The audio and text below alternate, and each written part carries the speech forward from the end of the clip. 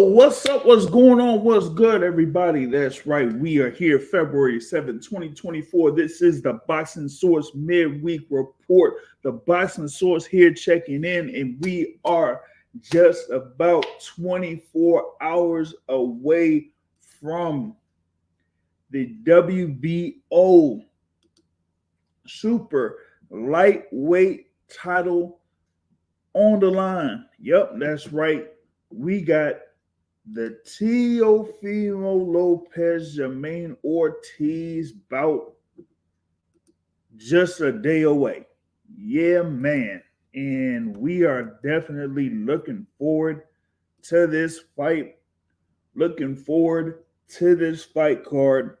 We got a number of fights here that are going to be part of this fight card, man. And we're going to be talking about this. We got a tail of the tape for this. We got a prediction for Teofimo Lopez versus Jermaine Ortiz. We got to see what's going to be up. Is it going to be the showman showing out against Jermaine Ortiz, or are we going to see an upset here with Jermaine Ortiz getting a win over Teofimo Lopez, man? I mean, we are just looking forward to this. Of course, they had the weigh-in earlier today. Both of these fighters weighed in at 139.6 pounds. Yes, about under a half a pound under the limit of 140 pounds. Yep, you got the WBO and Ring Magazine world titles on the line for this 12-round bout, man. You got Teofimo Lopez, of course, 19-1 with 13 of those wins by knockout. That lone loss, of course, to George Kambosos Jr. This 26-year-old is at 5'8" with a reach of 68.5, residing in Las Vegas or Miami or wherever he is, man. They say he be training in Miami. He from Brooklyn. And now they're saying he's staying in Las Vegas. I mean, it's crazy. You know what I'm saying, with Teofimo Lopez. But you got him there, of course, as an Orthodox fighter, fighting in the Orthodox stance. He had his last win over Josh Taylor to be the WBO and Ring Magazine Super Lightweight Champion. We had that fight against Sandor Martin in 2022 where he asked, do I still got it? And well, against Josh Taylor, he pretty much showed up and showed out. But he's going up against Jermaine Ortiz with a record of 17 wins, 1 loss, 1 draw, 8 of those 17 wins by way of knockout. Coming in there with pretty much the same height there at 5'8", has a reach of 69.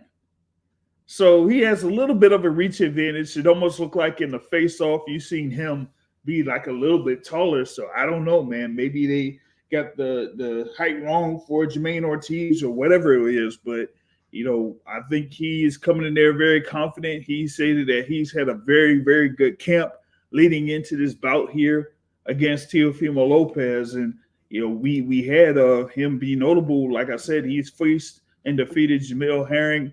He had a win over, Suleiman Sagawa. Nahir Albright. They had the majority draw to Joseph Adorno in 2021, where he got knocked down twice in that fight. And, of course, he had the fight against Vasily Lomachenko where he lost by a unanimous decision there, where it looked like he just gave up or lost those last few rounds against Vasily Lomachenko there because, in the first half of the fight, I thought that Jermaine Ortiz did very well in that particular matchup. It was just that he ended up, being a little bit slower down in the last few rounds there in that particular bout. But he could have, did something, had a little bit more effort to try to pull that out, but it just didn't happen for him. You know what I'm saying?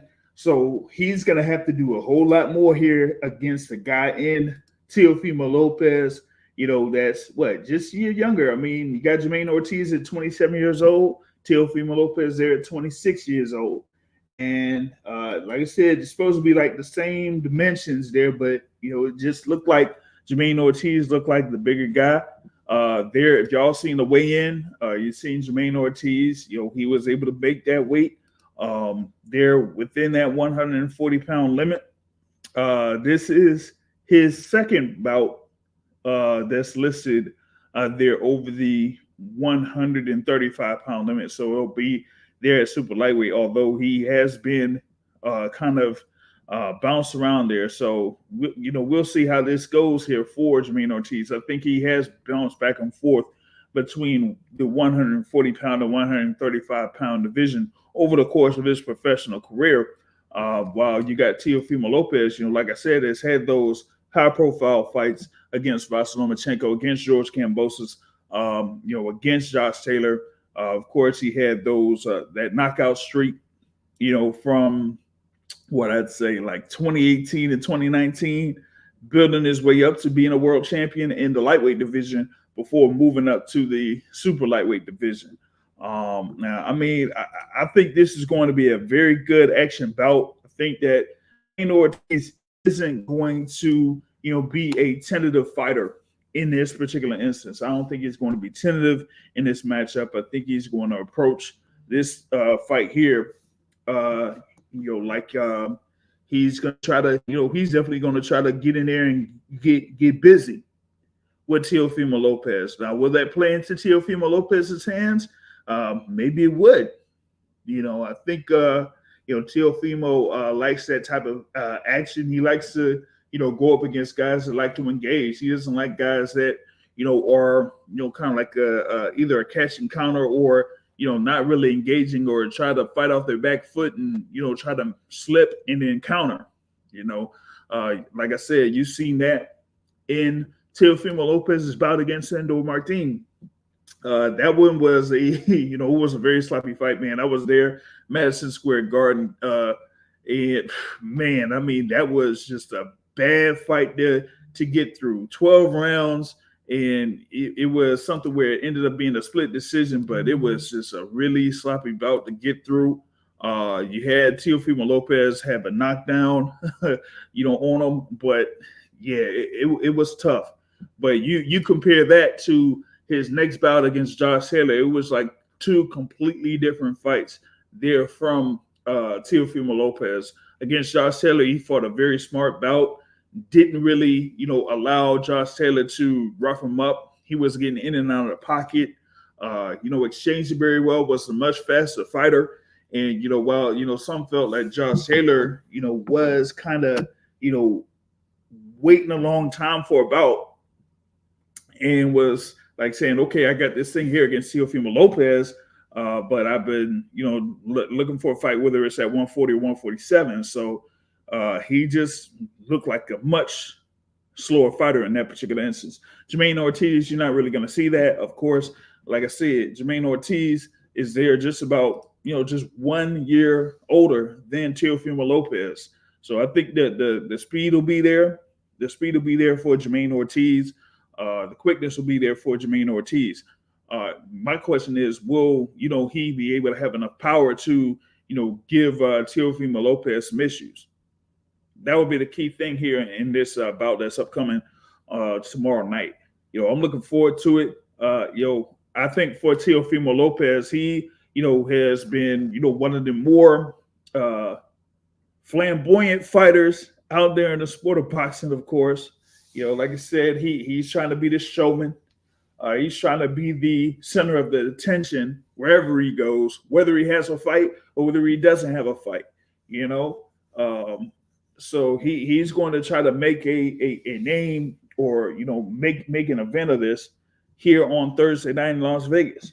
You have all those fighters there at 140 pounds. You got, Subriel Matias has made recent news about, the decision that he's made as far as like his career goes. Of course, you got Devin Haney, which, has been talked about, in a couple of news cycles as far as like what could be next for him. We already know what's going on with Rolly Romero. Got a fight coming up March 30th. So those are the other world title holders. And you got, other contenders out there within the 140-pound division, whether it's former world champions or, long-time contenders. So the thing is, Teofimo Lopez wants to, make a statement that says, hey, okay, I'm the number one guy here in the 140-pound division. And, well, you got this stage here Thursday night, against Jermaine Ortiz. Now, this is similar to a situation that happened, of course, in November, where they had a Thursday night event or Thursday night fight card there for Top Rank. And they had a well-known fighter that was featured in the main event that was going to fight for a world title there. And that was Shakur Stevenson. And we all know what happened in that particular bout with Shakur Stevenson and Edwin De Los Santos. Do we really want to go through that again? At least I don't want to go through that again. So here with Teofimo Lopez, my thing is, are we going to see a performance like we had with the Sandor Martin fight, or will it be like a Josh Taylor, or like a Vasily Lomachenko maybe, or even like a Richard Coleman? You know what I'm saying? Because he's had those up and down performances in his career. Whether it's a win, whether it's a loss, he's had those up and down performances where it says like, okay, he's very impressive, or he looks like he has a lot of flaws. You want to see what he's going to be able to do in this particular bout here against Jermaine Ortiz, because like a lot of eyes will be on him in this particular matchup. There were a lot of eyes on Shakur Stevenson against Edwin De Los Santos. Maybe not that much in the arena, but there were a lot of eyes when it came to being on ESPN. This is, prime time, here, a prime time slot Thursday night. Hopefully it won't be that late for this particular matchup here for Teofimo Lopez against Jermaine Ortiz. But definitely looking forward to it to see what Teofimo is going to do.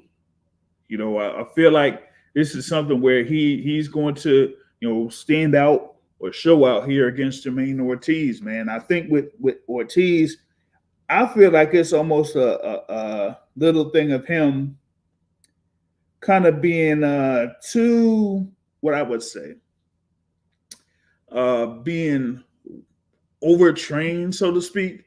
You might see that here with Jermaine Ortiz. He might be a little bit overtrained. Some folks say that he may have been, drained down a little bit to, make this 149.6, which, kind of like is interesting because, like I said, he's been, in and out of the super lightweight division. He's fought at 135 and the 135 pound division. He's fought, there 140. The highest weight that he's been in his career has been 140 pounds. So this is not, something there where he's like, okay, this is a weight that, I have to really work to get down to. It really shouldn't be. He's been that way his entire career. But, this is something where you kind of like see that this is two different levels of talent, between Teofimo Lopez and Jermaine Ortiz. So, I'm looking forward to seeing what Teofimo Lopez does here in this particular instance. And, while I've said that Teo has been up and down in his performances in his career, particularly recently, I feel like he's going to really do something here against Jermaine Ortiz. This is something where I feel like it's a good matchup for him. Against a guy that will, kind of be more engaging towards him, not like try to wait to see what Teofimo Lopez does first.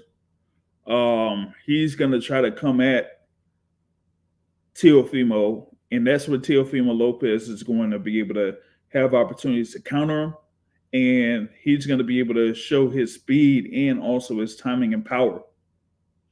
And that's going to be something that'll, make Jermaine Ortiz be reluctant later on in the fight. I wouldn't be surprised if we see a flash, well, not necessarily a flash knockdown, but you might see a knockdown fairly early in the fight where Teofimo Lopez scores a knockdown. Now, will it be something that'll like seriously hurt Jermaine Ortiz? I wouldn't be all too certain of that, but if it does, then he would be able to, see if he'll be able to get up. And if he's like seriously hurt, then Teofimo Lopez is going to go straight and finish him. But if it's something where it's like a flash knockdown or something where Jermaine Ortiz is off balance, then you'll probably see an instance where Jermaine Ortiz tried to limit the amount of opportunities that Teofimo Lopez would have in order to try to finish off the fight. I'm leaning towards a wide decision win for Teofimo Lopez to defend that WBO and Ring Magazine super lightweight title. The odds are definitely leaning towards Teofimo Lopez to get that win and get the win by decision. I've been following the trends on DraftKings. If you're not on DraftKings, that's pretty much what I be going on, and they have been leaning towards Teofimo Lopez by decision. The straight up is minus 700 on the money line in favor of Teofimo Lopez. And they are leaning towards over 10.5 rounds with a minus 250 at over 10.5 and a plus 175 under 10.5. So they're definitely leaning towards Teofimo Lopez by decision. If you say Teofimo Lopez by knockout, they got it at plus 175. Compare that to Jermaine Ortiz by KO at plus 1,200. That's wild right there. You know what I'm saying? That's almost that's like what 12-1 odds against it. You know what I mean? So they're definitely leaning towards Teofimo Lopez in that. So if you're into the whole thing with putting numbers on the books, then you could say, hey, Teofimo Lopez by decision. That's kind of like the way that things are leaning in this particular bout. You know what I'm saying? So that's what I'm looking at, man. Seeing Teofimo Lopez could go ahead and get this win, pretty much get it by decision. That's the thing that I'm leaning towards is Teofimo Lopez by decision. Now, is there a shot that maybe Jermaine Ortiz could get the upset? Maybe, but for me, it's more about what Teofimo Lopez does than what Jermaine Ortiz does. Because what we've seen with Teofimo Lopez against like a George Kambosos, like you've seen his condition there leading into that bout against George Kambosos. But outside of that, I really feel like it's something where Teo kind of decides like where he's going to be at in this particular instance, man. I think it's more about what Teofimo Lopez does than what Jermaine Ortiz does. I mean, yeah, Jermaine Ortiz has had those performances against Jamel Herring, against Nahir Albright, as far as like notable fights. But you also had the whole thing with the first half of that Vasily Lomachenko fight. But also, like I was saying before, he got knocked down a couple of times against Joseph Adorno back in 2021. So it's like what particular Jermaine Ortiz are we going to get in this particular bout? I mean, this is going to be his second, high profile type of bout, there. You know what I'm saying? Let's see. Matt Gomez says that maybe he wants to do better than Lomachenko did against Teofimo. I'm seeing it. He says that he feels like really good going into this particular bout. That he's been in the gym a lot, preparing for this bout against Teofimo Lopez. But I feel like it's something where it might be a case of over preparation. Like I was saying in the tail of the tape, pretty much they're pretty much the same height, pretty much got the same reach.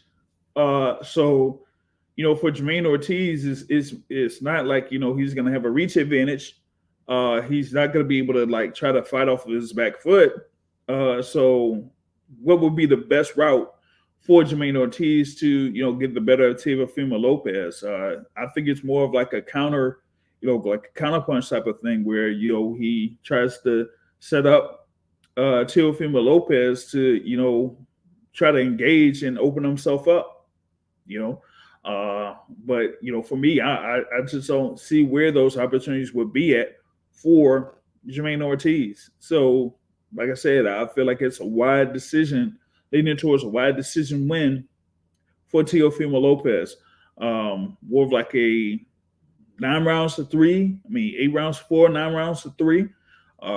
Like I said, you may have a knockdown on there, so a 116, 112 or 117, 111 type score from 2 of those judges, or maybe even like a 117, 110 where Teofimo Lopez scores 1 knockdown over the course of those 12 rounds.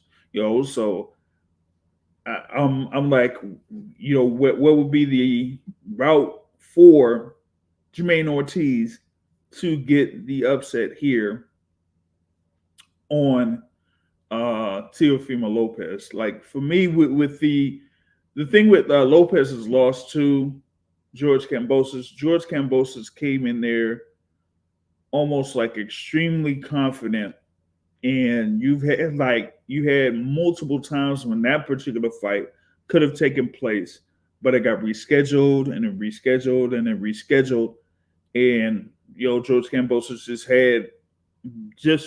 just felt like it was his time to take advantage of fighting for unified world titles during this instance.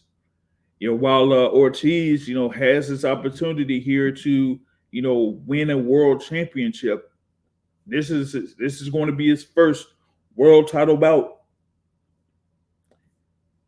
I feel like it's going to be something where you see Teofimo, like he just goes out there and tries to show out. I mean, when he's like the focal point, he really wants to make an effort to say, hey, I'm the guy. I'm the one that is very talented. I'm the one that y'all should be watching. I'm the one that y'all should be paying attention to. And Teofimo Lopez will try to do his best in order to make the most out of this particular fight. And for Jermaine Ortiz, I think it's going to be something where his speed is not going to be up there in comparison to Teofimo Lopez. So I got Teofimo Lopez coming out here with the win. It should be I feel like it's going to be a wide decision victory. Now, if it ends up being a stoppage, that would be a plus for Teofimo Lopez. That he would be able to get in a stoppage win. But as of right now, I got Teofimo Lopez by decision on that. Now, of course, that's part of the fight card there by Top Rank. You got the co-feature bout, of course, Keyshawn Davis versus Jose Pedraza. You're gonna have Abdullah Mason versus Benjamin Gurman on this thing. What else you got here, man? You got Antonio Zepeda against Lamir Riley in the heavyweight division. Alan Garcia versus Thomas Ornelas. I think a lot of people are going to be focused on the 2 main bouts, the main event, the co-feature bout. You're also going to take a look at Abdullah Mason there in the lightweight division as well. You know what I'm saying? So there's that, man. We said Richard Hitchens would take a fight with Teofimo without the politics if Teofimo can't get the names he wants. Well, I mean, that is possible. Richard Hitchens has his upcoming fight, should be against Gustavo Lemos. That is supposedly the IBF eliminator. And if he gets through that, then maybe we could see Richard Hitchens versus Subriel Matias. Matias is looking to, recover from his hand injury and then have a fight against Liam Perro in the summer. That's what, reports have been out that he will be facing Liam Perro there for his next defense, that IBF title. And if he gets through that, then, hey, maybe we see Subriel Matias versus Richardson Hitchens or maybe Matias goes after one of the other world title holders.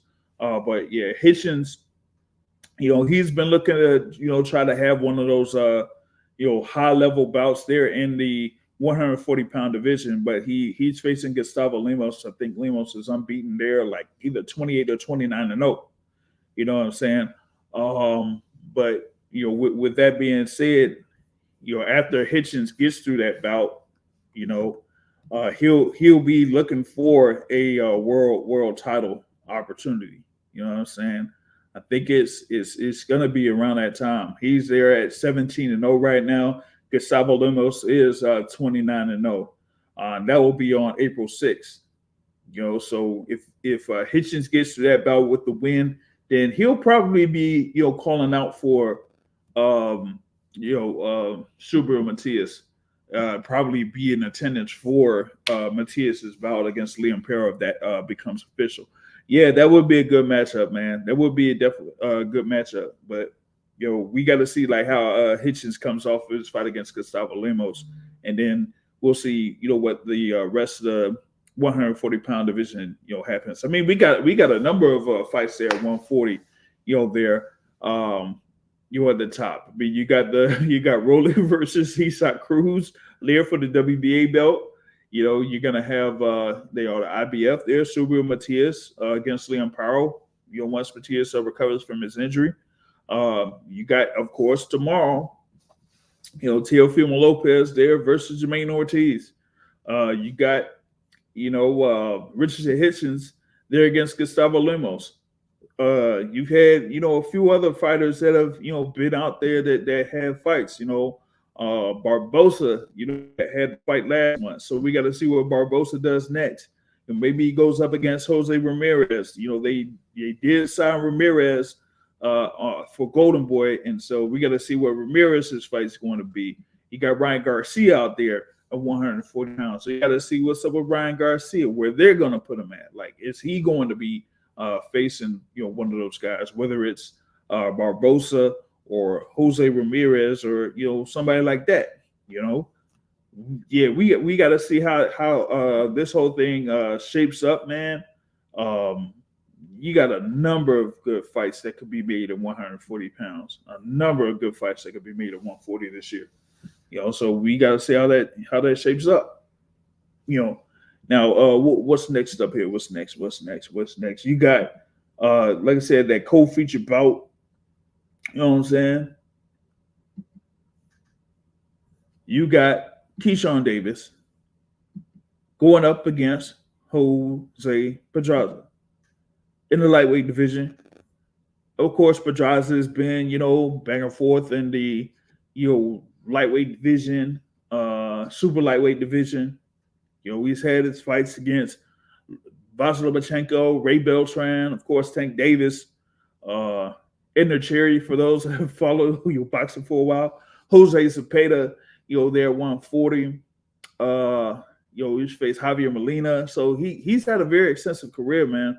Lost to Jose Ramirez a couple of years ago. Fought, his last fight was against Arnold Barboza a year ago. This was like a full year ago.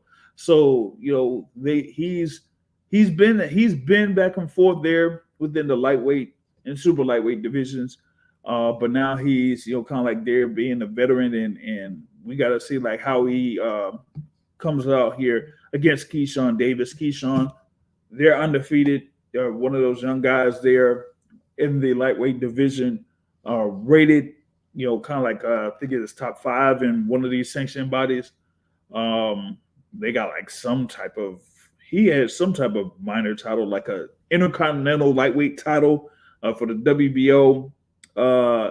So I think it's something there where it's an opportunity for Keyshawn Davis to, really show something against Jose Pedraza. I mean, he's there at like 5'9", with a reach of 70, and Jose Pedraza is there at like 5'8". So we got to see, with Keyshawn Davis, he's supposed to be like the much faster fighter. He has that Olympic pedigree, Olympic silver medalist, that type of thing. He says like he's one of the better lightweights in the world. Well, he's going to be here in a co-feature bout where he could, see if he could show his stuff. I've seen him, there of course against Nahir Albright. He had like a close. It was, had a couple close scorecards in that particular fight. But you also had his fight before that against Francisco Patera, and where he, just had like a shutout, pretty much in their shutout against Patera. But the fight that I saw him in Newark against Anthony Yiggett, like he just really beat up Yiggett over the course of 9 rounds and ended up getting that stoppage victory there. I thought he was going to get a stoppage victory over Juan Carlos Burgos, but he wasn't able to do it in that one. So for him to get that stoppage against Yiggett, that was something there. That was a confidence booster for him. Now, here he is against Jose Pedraza. I wonder, he should have what is it? Bomac. Maybe I think Bomac will be in his corner this time around.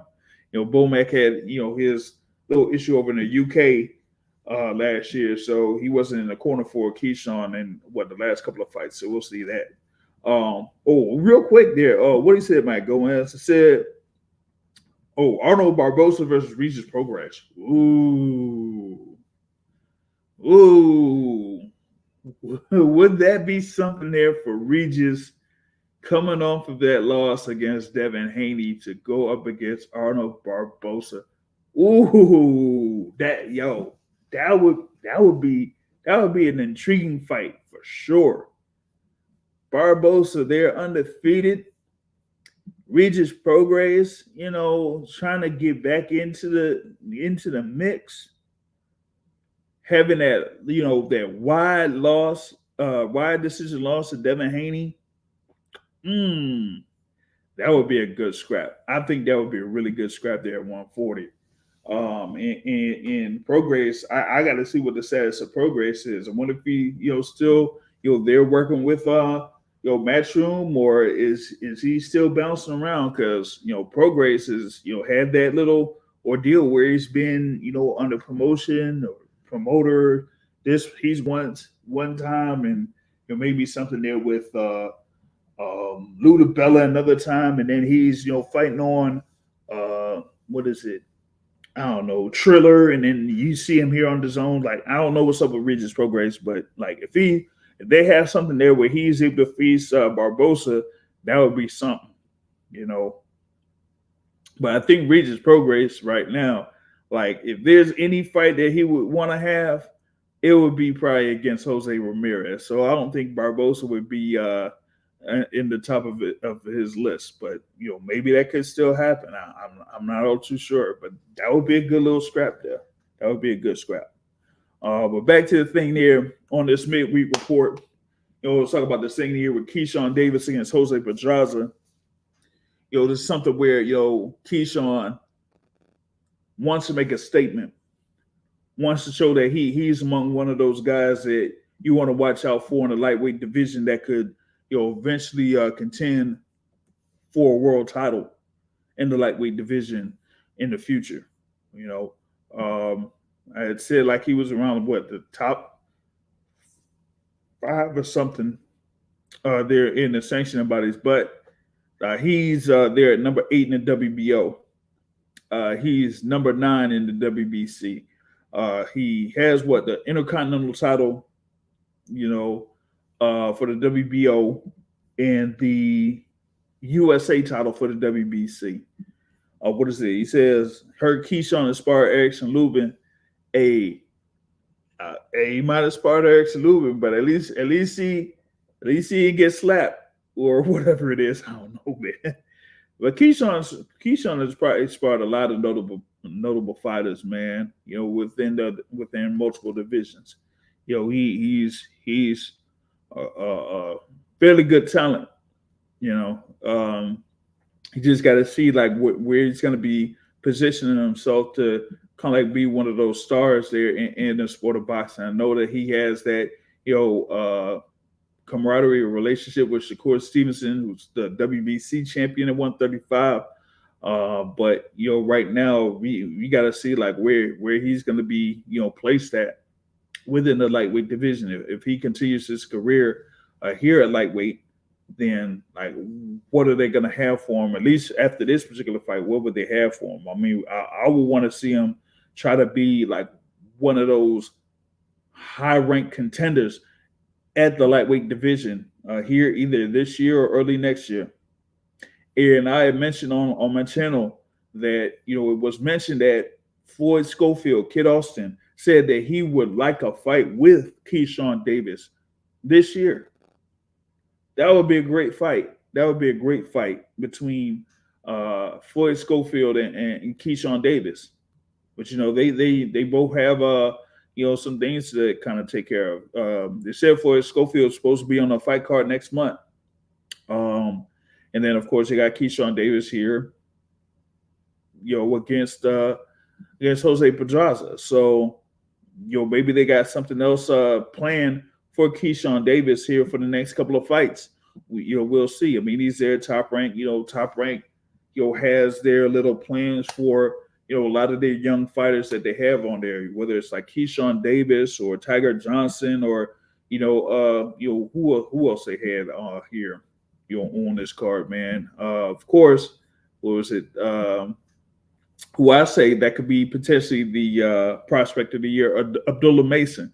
You got Abdullah Mason on this card. Like, shoot, Abdullah Mason has more fights, pro fights right now than Keyshawn Davis. He has 11 pro fights already. He's going to be going for his 12th, and this is going to be Keyshawn Davis's 11th pro fight. He does have a 1 no contest. So, but yeah, I mean, Keyshawn has been, mentioning, talking about fighting a lot of these top guys there at lightweight. We mentioned, we had the whole little confrontation with Frank Martin last year. That could have been another fight that could have been a possibility there in the lightweight division. But as far as right now, looks like Top Rank has some plans there for Keyshawn Davis.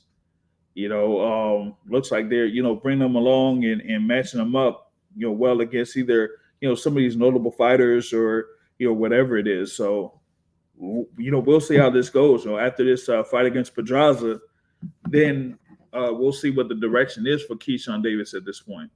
What they got here for Keyshawn on the books. They have Keyshawn as a bigger favorite against Pedraza than Tio is against Jermaine Ortiz. They got this thing at Keyshawn Davis for minus 800. Jose Pedraza at plus 550 on DraftKings. It's saying the over-under is 8.5 rounds. You know what I'm saying? 8.5 rounds. And it's saying minus 290 there for it being over 8.5 rounds, Yeah, man, it's definitely a learning experience there, there for Keyshawn Davis. At least for me, I think it is. Like I said, it's supposed to be his 11th pro fight. He had that 1 no contest against Nahir Albright. They took that decision away from him. But he's talked about the whole thing with him with the marijuana and all that type of stuff. So that's kind of been a back and forth thing that he's been dealing with recently. So hopefully he's overcome that, and that he's a newly focused fighter. So we'll see here how he does against Jose Pedraza. Pedraza has been in there, with a whole lot of fighters, man. This is like going to be his 12th year as a professional, man. When you face guys like Barbosa, Richard Comey, Jose Ramirez, Javier Molina, Jose Zepeda, Vasyl Lomachenko, Ray Beltran, Tank Davis, like Edna Cherry, like, I mean, that is a lot. Tevin Farmer, like, yo, come on, man. Like, that is a long professional career there for Jose Pedraza. So, I mean, if Keyshawn Davis shows out and is able to get a stoppage victory here in this particular instance, it's going to really boost his confidence, going into the rest of 2023. So, he wants to, really kind of show something here in this bout against Jose Pedraza and, kind of like make a name there in the lightweight division. So you got, that particular bout That is the co-feature that's going to be on ESPN and with ESPN Plus. And I mentioned, a few other fights here that's going to be on there, including Abdullah Mason against Benjamin Gurman. So you got Abdullah Mason, is there. What is he, man? He's, there at 19 years old, but he looks like he's 15 years old, man. I'm telling you, he looks like he's 15 years old. But, a lot of people are feeling like Abdullah Mason is really, one of those guys that, you got to watch out for. You know what I'm saying? So you definitely have him on there. You got other undefeated fighters such as Charlie Sheehy being featured in this card, Javier Martinez, and Alan Garcia, that's on there. You know what I mean? Yeah, man. Abdullah Mason is, man, he's the goods. Definitely the goods there, man. So everybody, look forward to seeing him in action here tomorrow night as well. Back on the thing with Teofimo Lopez. Of course, he got his fight against Jermaine Ortiz here, where he defends the WBO and Ring Magazine title. But when I was mentioning that he likes to be the center of attention, he definitely was looking to do that. He's made statements saying that, hey, he wants to fight Terence Crawford, and he feels like he's better than Terence Crawford, and that he would beat Terence Crawford. And I'm like, well, I mean, you got to handle business here, 140 pounds first, before you even think about, trying to go up against someone like Terence Crawford, who, like I said, was able to become undisputed champion on 147 pounds and is looking for big fights, not at 154 pounds, but at 168. And you want to go ahead and try to take on Terence Crawford? Yes, wow. What you said, Eric Morrell? You mean David Morrell? I think you mean David Morrell Jr., man. You're saying Jamal Charlo versus David Morrell Jr.? I don't think that fight's gonna happen unless if that fight happens near the end of this year. I don't think that fight's gonna happen. There's something, big plan for Jamal Charlo. Some folks have, kind of let the cat out of the bag for that. We won't have an official announcement on that until, probably not next week, but the week after, probably. But that's still like a good ways away. We're talking about a fight that's supposed to happen, 3 months from now? So there's that. Like, as far as like David Morrell, like a lot of fighters aren't really all too inclined to face David Morrell Jr. at this particular point. You know what I'm saying? So yeah, but back on the joint with Teofimo Lopez. He says that, hey, he's confident that he could beat Terence Crawford. Okay, I mean that's Teofimo Lopez. He feels like he could beat anybody, But you had the whole little thing in the press conference yesterday, where him and Keyshawn Davis were next to each other, and they had a little bit of a discussion about that. Of course, Keyshawn, has worked, probably, most likely worked with Terence Crawford and been around the camp of Terence Crawford. So, he says like he just feels differently that Terence Crawford would beat Teofimo Lopez, and Teofimo Lopez looked like he kind of took offense to that. He said, like, I mean, I didn't like that. I was bothered by that. I mean, I didn't say that, that that Jose Pedraza would beat you. So why would you, kind of like say something differently, or at least try to make it public? But I don't know, man. That almost looked like a really weird situation between those two, going into that press conference, and no, I don't really think that anything is going to, come out of that between those two guys. I just don't see that happening. You're going to see, Teofimo, regardless, probably continue his career there at 140 for a couple of fights and then move up to 147. And for Keyshawn Davis, I mean, he only has like I said, he's only had 10 pro fights.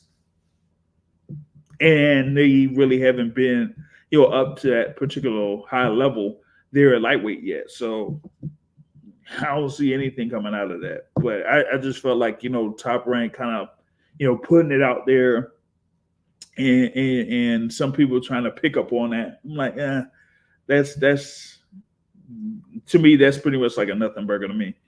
You know what I mean? So I say, just watch these two guys be in action. Like I said, they'll be featured on ESPN tomorrow night. Like I said, part of Super Bowl weekend out there in Las Vegas. This will be at the Michelob Ultra Arena in Mandalay Bay.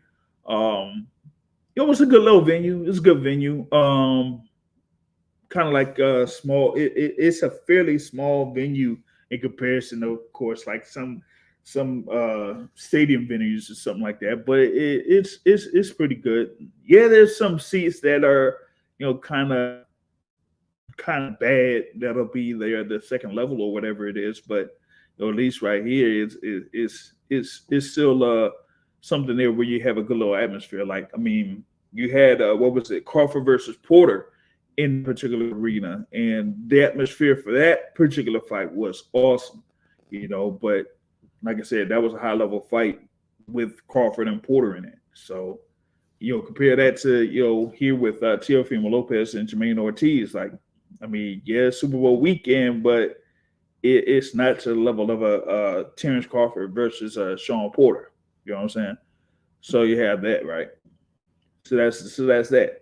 But that's mostly what I got in reference to this card. Just looking forward to it. Be sure y'all tune in there, ESPN Thursday night. You also have, of course, the other fights that'll be on ESPN Plus. So if you're able to catch it on those other fights on ESPN Plus, you go ahead and tune in on that before they have those two main fights there on ESPN. Now, just moving forward, the other joint here, man. Yeah, it said, Crawford on another level. We got to see what's next for Terence Crawford. I mean, they're saying maybe he'll face Canelo Alvarez, but I'm like, ugh. It's saying that might be the fight in September, Canelo Alvarez versus Terence Crawford. I'm not all too inclined about Canelo versus Crawford, with Canelo having a fight in May and then facing Crawford in September, but Terence Crawford not facing anybody until that bout. I'm like that. I'm not too much of a fan of that. But I mean, we've seen Crawford in camp here recently, so I don't know. Maybe he's getting ready for something. Who knows? Since like Terence walked around at like 160, yeah. I mean, yeah. Now, at this particular point, yeah. So I mean, it's one thing to walk around at 160, but it's another thing to like try to fight a guy there at 168. So I have to see that first, especially if that's going to be his lone fight for 2024. We got to see if that's going to be his lone fight. I still feel like Terence Crawford should have a fight in the interim before that, like fighting late May or early June, or something like that, before going in there against Canelo Alvarez. If Canelo Alvarez is going to be fighting on May 4th, Saturday, May 4th, that's likely the date for Canelo's next bout. So if you're gonna have Canelo on May 4th, then Crawford, maybe Memorial Weekend or something like that, or maybe early June. That would kind of like fit. But if not, then that'll be a tough one. That'll be a tough one for Crawford. You know what I'm saying? But the next topic going on here. Yeah, I talked about this on Sunday, man. Man, you have that whole little back and forth between Conor Benn and Tank. And now, Eddie Hearn is talking about, we sent Tank Davis an offer. I'm like, come on, y'all. Come on, man. What offer can Eddie Hearn send Tank Davis? Tank Davis is what I would say. Maybe the number 2 guy under PBC. Canelo is number one. I would say Tank is number two. Yes, he's come off of a fight against Ryan Garcia that did over 1 million pay-per-view buys. So he's riding off that. And now that PBC has that deal with Amazon Prime, they're looking to most likely have Tank Davis featured as one of those pay-per-view events that they have. Supposed to be 12 to 14 events for Amazon Prime over the course of this year, starting in March. So if they're gonna have like Canelo be one, they're gonna have Tank be another. I mean, I know that we got March 30th coming up. Keith Thurman versus Tim Tszyu. Yeah, that's not the type of events that they're really looking for, man. They're really looking for. They're looking to have those big events. Canelo's going to be one. Tank is likely going to be the other one. And they're looking to see about fitting Tank Davis as one of those pay-per-view events that's going to happen here in the first half of this year. So an offer for Tank Davis to fight Conor Benn. Come on. Like I said on Sunday, you got Conor Benn there at 147 pounds, has had his last two fights above 147 pounds, number one. And number two, his biggest earning potential is in the UK. It's not in the US. Whether as an A side, quote unquote, or the B side, his best value is in the UK. It's not in the US. They're really what would be the interest of having Conor Benn fighting Tank Davis in the US? Don't see it. And I don't see Tank Davis going over to the UK to fight Conor Benn. I just don't. I still, like I said, I still don't know what Tank's overall legal status is at this point. We've of course he had the whole thing with going to jail for a couple months, couple weeks, whatever it is, but also the whole thing of probation. That is something that you gotta be able to sort out. How is that working out? So I really don't see where it could be something between Tank Davis and Conor Benn. No. I don't see where it could be something between Tank Davis and Devin Haney at this point. No, I just don't. So if they're going to have something for Tank, we got to wait to see what happens with the whole thing with the probation or whatever it is, one. And then two, if they have it straight, then we see if Tank Davis can move around a little bit more. And then we'll see if he could, have a fight over in Vegas again, or Atlanta, or LA, or Chicago, some people talk about, or it could just be in, around this home area of Baltimore. It'd be Baltimore and DC. Capital One Arena had that fight last year between him and Hector Luis Garcia. So we could see another one of those fights. I mean, that generated over $5 million at the gate at Capital One Arena. They could have another one like that. I wouldn't mind it. I wouldn't mind it one bit. But as far as like this talk about Tank Davis versus Conor Benn, nah. Especially when we had a couple of weeks ago Eddie Hearn talking about Conor Benn fighting Devin Haney. Like both of those guys have fought under your, banner, under Matchroom banner, right? So you're talking about, hey, maybe we could, make a fight with Devin Haney and Conor Benn. Folks are saying like, hey, Devin Haney, was there making 140 pounds for the fight against Regis Prograis, but also was giving hints that he was trying to go up to 147. So if that's the case, that's why you put out Devin Haney versus Conor Benn. But now that the whole thing in reference to Tank Davis kind of like, putting up the fishing pole out there has gotten some people saying that, oh, Tank Davis is going to fight Conor Benn. Nah, it's like someone mentioned earlier, a couple days ago. shout out to Just Do Boxing. There's like on Just Do Boxing's podcast a couple of days ago. He had someone on there. What was it? I think it's Knockout Boxer 86. And he said that Tank is just leveraging his power with Devin Haney. He's like saying, hey, so you're interested in fighting Conor Benn? Well, if I say that I'm interested in fighting Conor Benn, who would he pick? Would he pick you or would he pick me? Knowing that I would have, he would get more money fighting me than he would be fighting you. And it'd probably be by a considerable margin. So I think that's just something where he's just, dangling out the fishing pole and saying, hey, you know what, Devin Haney, if you feel like you got this type of power when it comes to making potential fights, let me show you how much power I have. And I think that's pretty much what it is. I thought we were coming off with something there with Devin Haney where he was supposedly facing Ryan Garcia.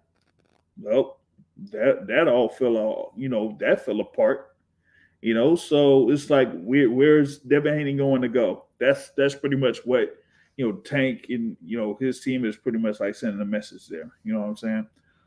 We said the thing there with Beterbiev versus Bivol does not sell well here in the States. It won't sell well here in the States. It wouldn't sell well. Like they wouldn't even go to Canada. They couldn't go in California where Bivol be residing at right now. You couldn't go to Philadelphia. Remember when Beterbiev had that win in Philadelphia? So you can't really, sell that particular bout. You talk about this undisputed light heavyweight. You couldn't really even that, like, what was it? Better be a fucking Vazik in Philadelphia, man. Like, come on. And that's supposed to be a unification bout. And that was in Philadelphia. Like, nah, they ain't gonna work there. You know what I'm saying? So that's why you're gonna end up having that fight between Bivol and Beterbiev on scheduled for June 1st over in Riyadh, because it can't sell anywhere else. That's the best. That's the best place to put it. But yeah, back to that thing there with Eddie Hearn. I mean, it's Eddie Hearn. It's Eddie Hearn, y'all. Like he's gonna sell anything or sell whatever in order to try to be the lead guy and trying to make like some of the biggest fights happen, but he doesn't have any leverage when it comes to Tank Davis. He just doesn't. So this whole thing, the whole thing with back and forth between Tank and Conor Benn, like I said, it just feels like a whole setup. When it comes to the supposed rival of Tank Davis, Devin Haney, and so. It's like, okay, where's Devin Haney gonna go next? I feel like the thing with Haney is he is going to defend that WBC belt at 140 and have it against Sandor Martin. I think that's going to be it. That's going to be a mandatory defense and just get that out of the way, But as far as like anything outside of that, Devin Haney, I doubt that he's gonna, do much else there. Like he's not gonna fight Conor Benn. He's not gonna have a fight with Tank Davis. He can't have a fight with Subaru Matias. So who else is out there? So that's kind of like how I feel about what's going down between Tank Davis, Conor Benn, and Devin Haney. You just gotta follow what's going on. Follow what's going on, man. Devin, like I said, Devin Haney and Conor Benn were, rumored to be going at each other for a fight. And you saw Bill Haney, there at the post-fight presser for Conor Benn after Conor Benn's win over Pete Dobson. So what happened with all that? I thought that was going to be the fight. But like I said, the next day, put out that fishing lure and said, hey, Hey, I got some interest in fighting you. Oh, really? Conor Benn said, "Oh, really? All right, cool. Let's do it. Like, hey, hit up Eddie Hearn. Let's see. Let's make it happen." It's like, oh, you see where that's going. And even with that, what else is seen? Conor Benn and who? Adrian Broner.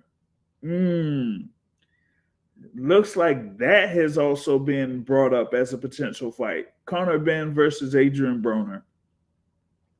So shoot, that has a much more likely chance of happening than Conor Benn facing either Devin Haney or Tank Davis. So that's pretty much what how I feel about that, right?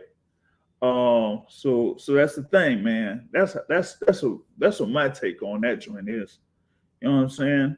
What is it? Has to be in Dubai. Like which one you talking about?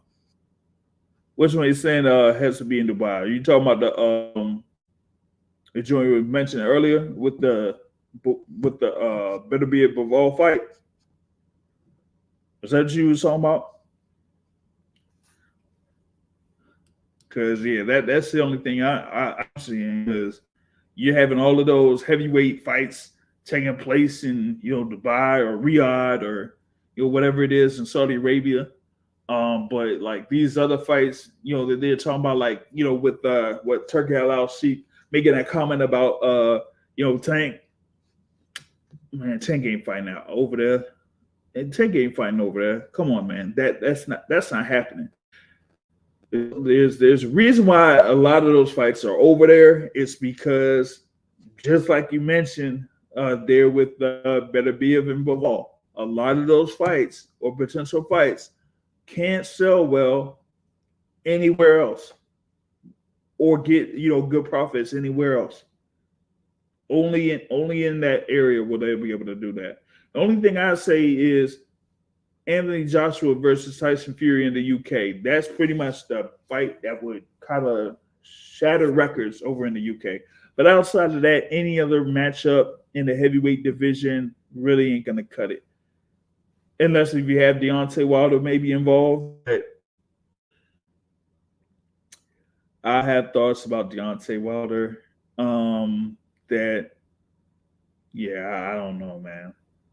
I don't know. So we'll have to see about that. It says that fight goes the distance versus Sandor.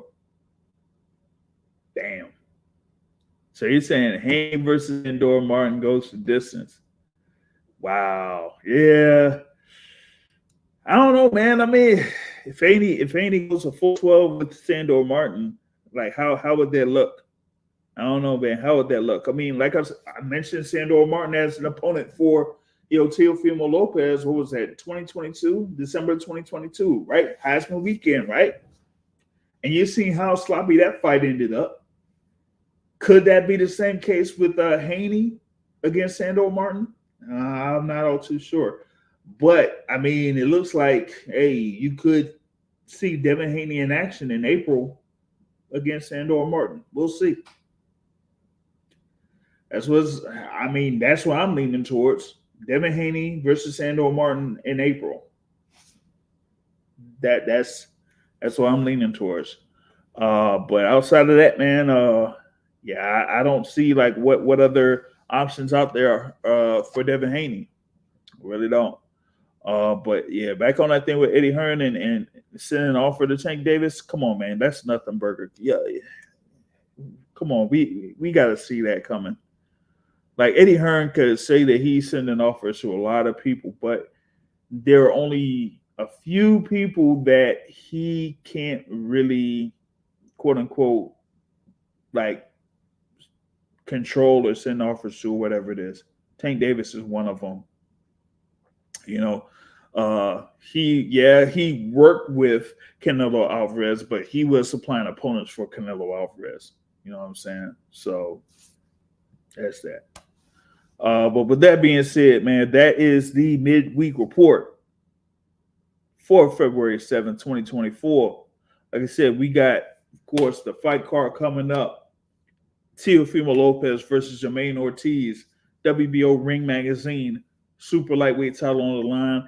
Yes, I'm leaning towards Teofimo Lopez with a decision win, a wide decision win, pretty much like an 8-4, 9-3 decision win for Teofimo Lopez for him to keep those belts. But we'll see what happens tomorrow. We'll see how that goes.